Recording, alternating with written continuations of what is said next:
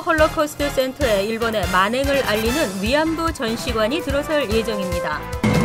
13% 앤 그로잉 연맹이 공평한 뉴욕시 예산 분배를 촉구하고 나섰습니다. 16억 달러가 늘어난 뉴저지 새 예산안이 발표됐습니다. 연방사회보장국이 감원과 업무 시간 단축에 이어 각종 서비스를 축소할 예정입니다. LG전자 미주 본사 신사업 건립이 또다시 뜨거운 쟁점으로 떠올랐습니다. 이상은 이 시각 주요 뉴스입니다. 여러분 안녕하십니까? KBN 뉴스입니다. 뉴욕 퀸즈보러 커뮤니티 칼리지 부설 커퍼버그 홀로코스트 센터에 일본의 만행을 알리는 위안부 전시관이 들어설 예정입니다. 전시관 설치는 홀로코스트 센터가 뉴욕 한인회의에 먼저 손을 내밀면서 이루어지게 됐는데요. 금홍기 기자가 보도합니다. 나치에 의해 대학살을 당한 유대인들의 기록이 전시되어 있는 커퍼버그 홀로코스트 센터. 이곳에 일본군에 의해 유린당한 위안부들의 아픔을 잊지 않기 위해 위안부 상설 전시관이 들어섭니다. 동부가 역사 인턴십을 통해서 일본군의 만행을 학생들에게 교육하고 있는 홀로코스트 센터가 뉴욕 한인회를 방문해 위안부 전시관 설치를 먼저 제안하면서 이루어지게 됐습니다. 홀로코스트 기념관이 있기 때문에 학생들이 거기를 늘 방문하게 되죠. 그때 이제 저희 위안부 거를 같이 보게 되니까 아마 역사적으로 좋은 공부가 될 것 같습니다. 전시관 설치 비용은 총 8만 달러 정도 소요되는데 3만 달러는 홀로코스트 센터가 부담하고 나머지 5만 달러는 뉴욕 한인회가 모금을 통해 충당할 계획입니다. 위안부 전시관을 만들 수 있는 그 기금 5만 불을 추진위원회를 만들어서 모금해서 꼭 건립이 되도록 그렇게 할 작정입니다. 홀로코스트 센터는 위안부 그림 전시회를 열고 피해 할머니들을 초청해 생생한 증언을 기록으로 남기는 등 위안부 문제에 관심을 기울여 왔습니다. 롱아일랜드의 홀로코스트 센터도 한인단체와 특별 전시관 마련을 추진하고 있습니다. 첫 위안부 상설 전시관이 들어서게 되면 미국 전역에 있는 다른 홀로코스트 센터로 확산될 것으로 기대되고 있습니다. KBN 뉴스 금홍기입니다.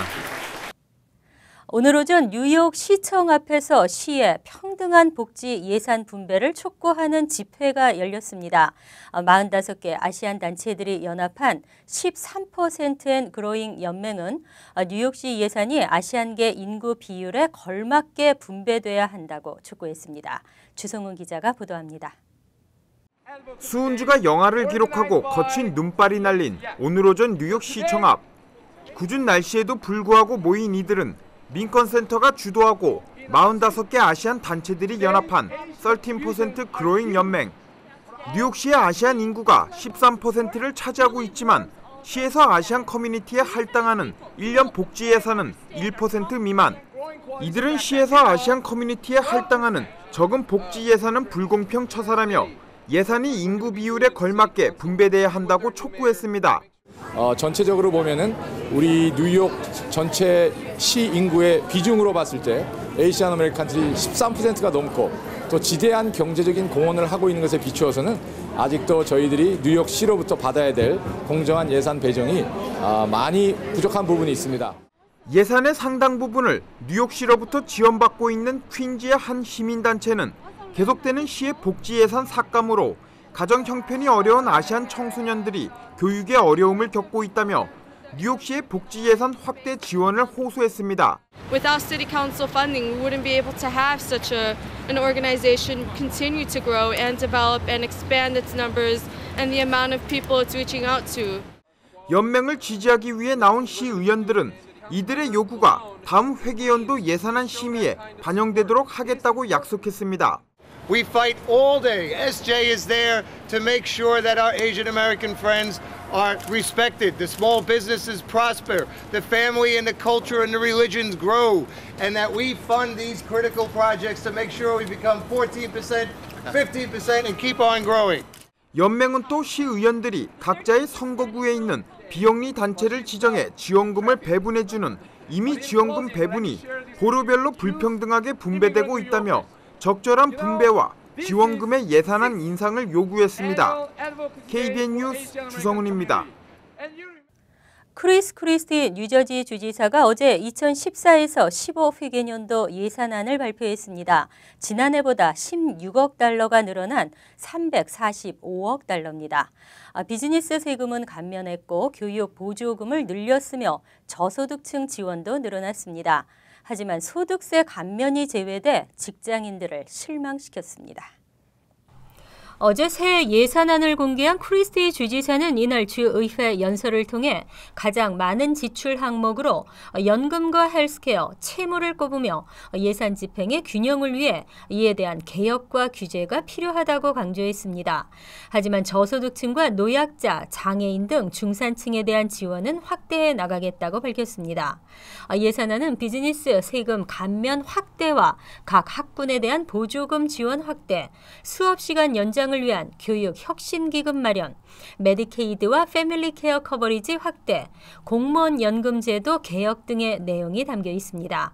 하지만 직장인들이 가장 관심 있어 하는 소득세 감면은 이번 예산안에서 제외됐습니다.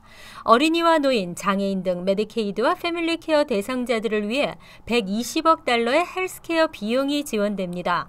또한 주내 600여 학군에 대한 교육 지원도 확대해 차터스쿨 지원과 유치원에 대한 지원을 늘리고 교육 혁신 기금으로 500만 달러를 책정했습니다. 각 지자체에 대한 보조금은 늘어났지만 병원은 지난해와 비슷한 규모의 지원을 받게 됩니다. 한편 크리스티 주지사는 이날 지난 4년간의 정부 규모 축소와 세금 인상 억제, 일자리 창출, 균형 예산 정책으로 많은 성과를 올렸다고 평했습니다. 최근 예산이 줄어든 연방사회보장국은 사무실 방문보다는 인터넷 사용을 권하고 있습니다. 감원으로 이어진 업무 시간은 각종 서비스도 축소될 예정이어서 이용자들의 불편함이 가중될 것으로 보입니다. 연방사회국의 각종 서비스 업무가 축소됩니다. 예산과 인력 부족 때문입니다. SSA는 이미 지역 사무실의 업무 시간을 줄였습니다. 매주 수요일 업무 시간은 기존 오전 9시에서 오후 3시까지였으나 이를 3시간 단축해 낮 12시까지만 운영하고 있습니다. 3년간에 걸쳐 11,000여 명의 직원이 퇴사했고 예산 부족으로 신규 채용을 하지 못해 업무 시간 단축이 불가피한 상황입니다. 업무 시간은 서비스 축소로도 이어집니다. SSA는 오는 8월 1일부터 그동안 해왔던 사회보장번호 확인 프린트물 제공을 중단한다고 밝혔습니다. 사회보장번호 입증이나 사회보장번호 카드가 필요한 경우에는 온라인을 통해 재발급을 신청하고 우편 또는 가까운 사무실에서 새 카드를 발급받을 수 있습니다. 오는 10월 1일부터는 SSI 등 베네핏 확인서 제공 업무도 중단합니다. 베네핏 확인서가 필요한 사람들은 사회보장국 웹사이트에 계좌를 오픈하고 온라인으로 관련 확인서를 즉석에서 출력할 수 있습니다. 인터넷 사용이 불편하면 사회보장국의 무료 장거리 전화 1800-772-1213을 통해 요청하면 됩니다. LG전자 미주 본사 신사옥 건립이 또다시 뜨거운 쟁점으로 불거졌습니다. 주민들의 불만이 가라앉지 않은 가운데 인근 타운 시장들도 이에 합세해 서한을 보내고 있는 중에 팰리세이즈 인터스테이트 파크 커미션이 신사옥 높이를 낮출 것을 요구하는 결의안을 만장일치로 채택했습니다. 팰리세이즈 절벽의 공원 등 관리를 맡고 있는 팰리세이즈 인터스테이트 파크 커미션은 지난 24일 LG전자 미주본사 신사옥의 높이를 낮출 것을 요구하는 결의안을 만장일치로 채택했습니다. 환경단체 회원 100여 명도 이날 회의에 참석해 결의안 채택을 환영했습니다. 지난 20일에도 클로스터, 테너플라이, 데머레스트, 해링턴 파크, 그리고 알파인과 라클리 등 인근 타운 시장들이 신사옥 높이를 낮추어줄 것을 요청하는 서한을 보낸 바 있습니다. 143피트 8층 높이의 신사옥 건립안은 지난 2012년 잉그루드 클립스 타운 조정위원회에서 승인을 받았습니다. 그러나 건물의 높이가 인근 팰리세이즈 절벽에 있는 숲 위로 돌출될 수 있다는 우려가 제기되면서 환경 훼손 논란에 휩싸였습니다. 법정 공방으로까지 이어진 논란은 하지만 지난해 8월 문제가 없다는 뉴저지주 법원의 판결로 LG 측은 신사옥 공사를 시작했습니다. 하지만 환경 훼손을 우려하는 측은 끊임없이 신사옥 높이를 낮출 것을 요구하고 있습니다. LG 측은 이미 공사가 시작된 만큼 설계 변경은 불가능하다는 입장입니다. 또 현재 설계대로 건물이 지어져도 팰리세이드 절벽, 숲, 풍광을 훼손할 만큼 높지 않다고 주장하고 있습니다.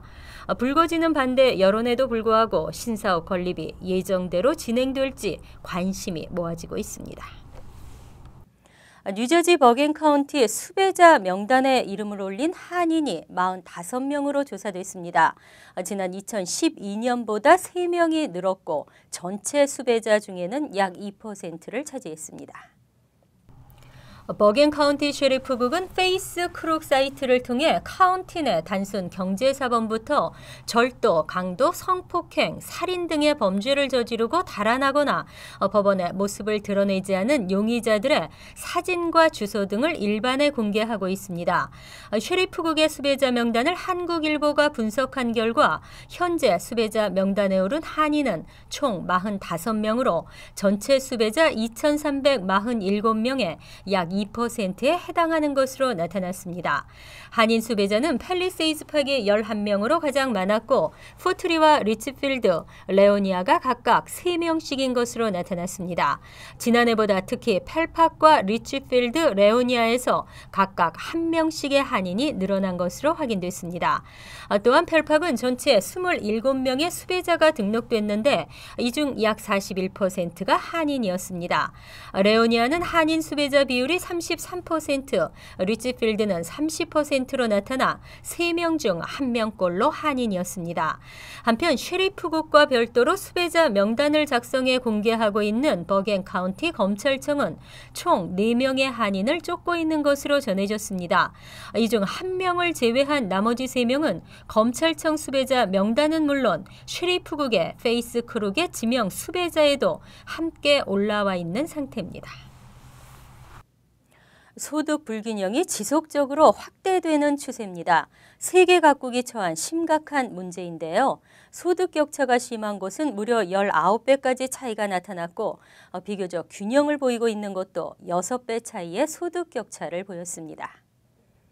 사회과학연구소인 브루킹스 연구소가 지난 2012년 센서스 통계를 분석해 최근 발표한 조사 보고서에 따르면 미국에서 소득 불균형이 가장 심한 도시 1위는 조지아주 애틀랜타로 나타났습니다. 이곳의 고소득층과 저소득층의 가계 소득 격차는 무려 18.8배에 달했습니다. 이유는 부자들이 많기 때문이 아니라 가난한 사람의 소득이 지나치게 적기 때문이라고 보고서는 지적했습니다. 지난해 애틀랜타의 하위 20%의 가계소득은 14,850달러였는데 전국 평균은 2968달러였습니다. 다음은 샌프란시스코로 이것도 무려 16.6배의 차이를 보였습니다. 이는 실리콘밸리가 이곳에 위치해 있어 상위 5%의 연간 가계소득이 35만 3,576달러에 달한 것이 큰 영향을 미친 것으로 나타났습니다. 뉴욕시는 소득 격차 13.2배로 6위를 기록했습니다. 반면 소득이 비교적 균형을 이룬 도시 1위는 버지니아 비치로 하위 20%의 연간 가계소득이 31,051달러를 기록, 애틀랜타의 2배에 달했습니다. 상위 5%의 연간 가계소득은 18만 7,652달러였으며 고소득층과 저소득층의 격차는 6배에 불과했습니다. 그리고 이러한 소득 불균형은 농촌 지역보다 대도시에서 높았습니다. 가난한 집에서 태어난 사람이 그 굴레에서 벗어나 중산층으로 이동한다는 것이 점점 힘들어지고 있습니다. 획기적인 정책 변화가 있어야 한다고 입을 모으지만 현실화는 항상 벽에 부딪히고 있습니다. 다음 소식입니다. ADHD, 주의력 결핍, 과잉, 행동장애를 말하는데요. ADHD를 앓는 어린이들이 증가 추세입니다. 임신 중 타이레놀 복용이 태아에게 ADHD를 발생시킬 확률을 높인다는 연구 결과가 나왔습니다. 타이레놀은 그동안 비교적 태아에게 안전하다고 알려져 왔습니다. 때문에 임신부들의 해열제로 사용돼 왔습니다. 임신부가 열이 많이 나는 것을 그대로 두는 것보다 낫다는 이유에서입니다. 하지만 캘리포니아 대학 연구팀은 오늘 미 의학협회 저널에 64,322명을 대상으로 한 연구 결과를 발표했습니다. 연구에 의하면 임신 중 타이레놀을 사용한 여성의 아이들이 과잉 행동 장애와 ADHD 유사 행동 장애로 진단될 가능성이 더 높은 것으로 나타났습니다. 7세 이전의 과잉 행동 장애와 ADHD 혹은 유사 증세 발생 위험이 일반 아이들보다 각각 37%, 29%, 13%씩 높았습니다. 또 20주 이상 장기 복용 시에는 해당 질환 발생률이 평균 50%까지 높아졌습니다. 하지만 타이레놀 제조사인 맥닐 컨슈머 헬스케어 측은 타이레놀은 복용 설명서에 따라 사용하면 안전하다는 것이 지난 50여 년의 임상 실험 결과로 증명되고 있다고 반박했습니다. 한편 질병통제예방센터에 의하면 ADHD는 지난 2003년 7.8%였으나 2011년에는 11%로 높아졌습니다.